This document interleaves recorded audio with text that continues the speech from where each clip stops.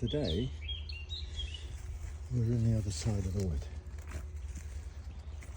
It's actually a discrete wood, it's got its own name.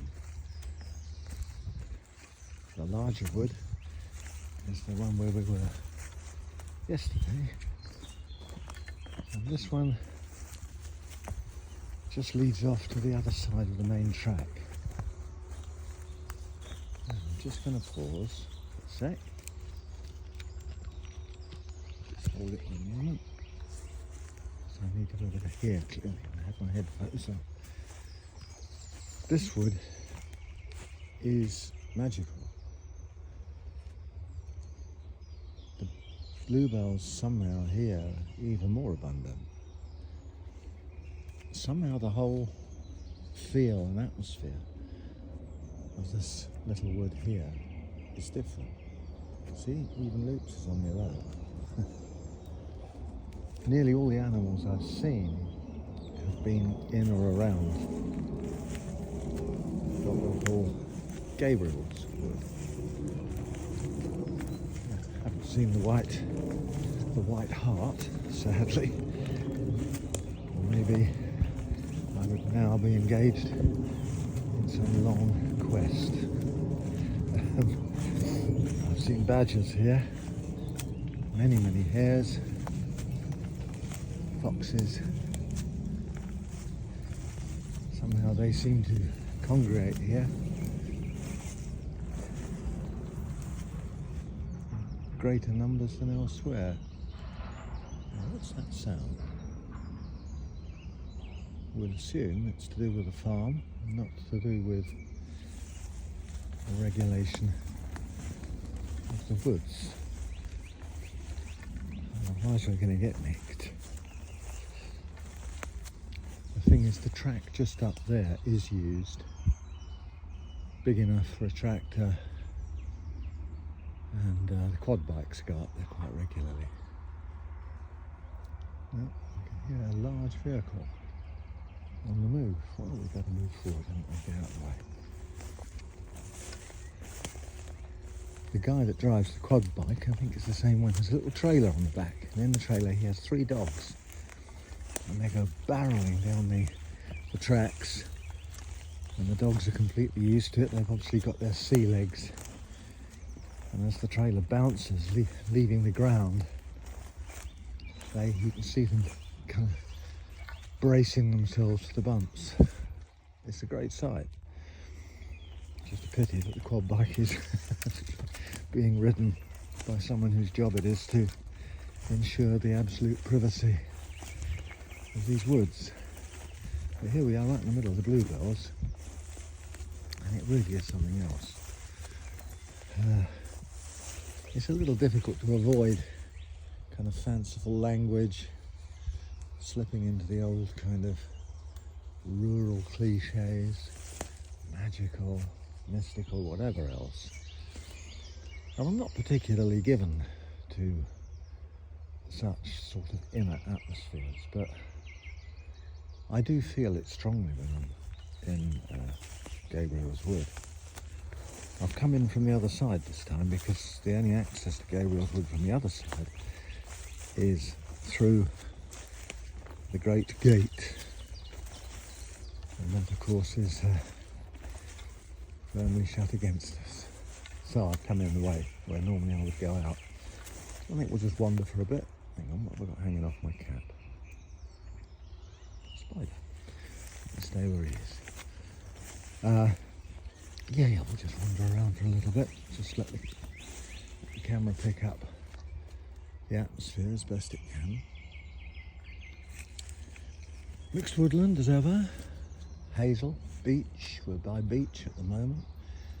Oak. All the trees, when they fall, just rot into the ground. Indication of woodland that is left completely to its own devices. In a month or two, the bluebells will of course have all gone. Well, they won't exactly have gone. The blue will have gone, but then the stalks lay down horizontal. They lay down flat on the ground.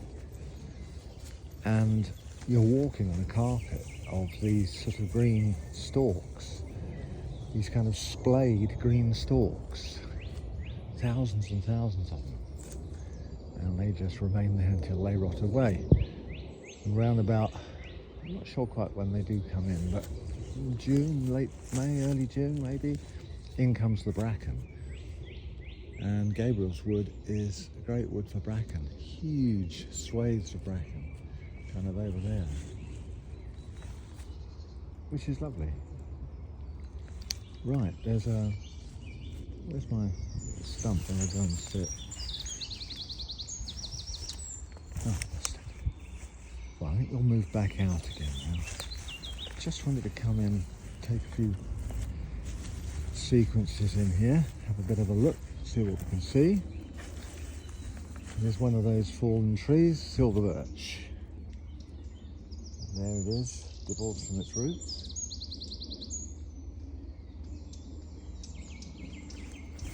Rotting away. Look at the beautiful textures on this one here. Where it's splintered down in one of the winds. Something kind of spooky about the way in which the branches are gradually splitting and opening up.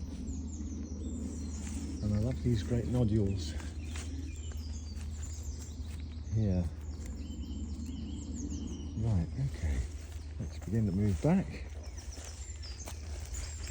So this is today's walk at the moment. What's the time? It was 11:30 or something, 12, not sure. And we'll manoeuvre our way back. We should go back home. It's a long day with Emma and Maisie at school. Luke's now on their own. So I've got things to do. I'm going to do a little bit of music, practice some songs which we've got lined up,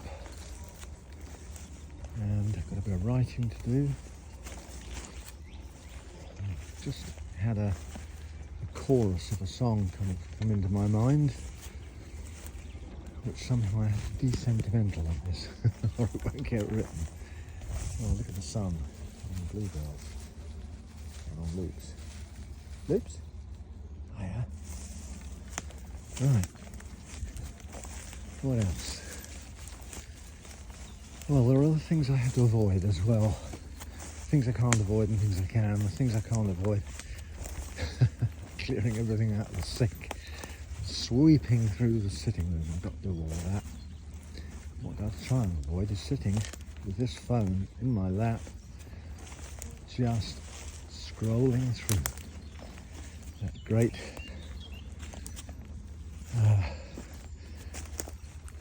sort of diverting, digressing from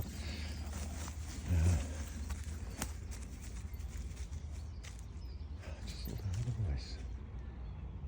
Anyway, where was I?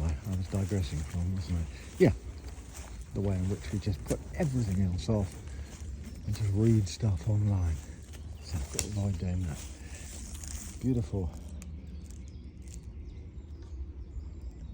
roots, again beautiful textures in the sun. All these beaches here, hawthorn, coming out of the shade, back into the light. Great clumps of stitchwort everywhere. That won't be around for long, never stays for very long. But it's beautiful, just white.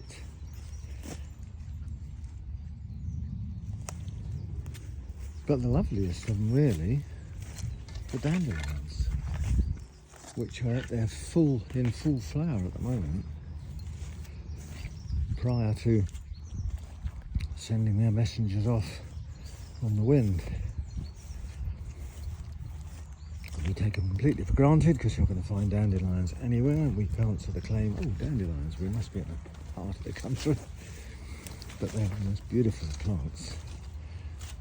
And you can turn them into cordial, turn them into wine. And if such is your wish, you can pick them and end up wet in bed. So we used to believe fervently in our childhood. Okay, we're out of Gabriel's Wood now. What have we got over there? There's the field in barley, I think. And over there, there's a row of houses. I don't know how well they'll show up at that distance. They're all tied houses, tied to the estate, owned by the gentleman who owns this woods. That track leads up to fields and winds its way round the edge of Angel's Wood, and then the big wood that I was in just yesterday. Okay, I think that's it for now. So I will dump this on YouTube, put a link on, and anybody who really has so much time to spare that they can listen to my witterings, that's where it'll be.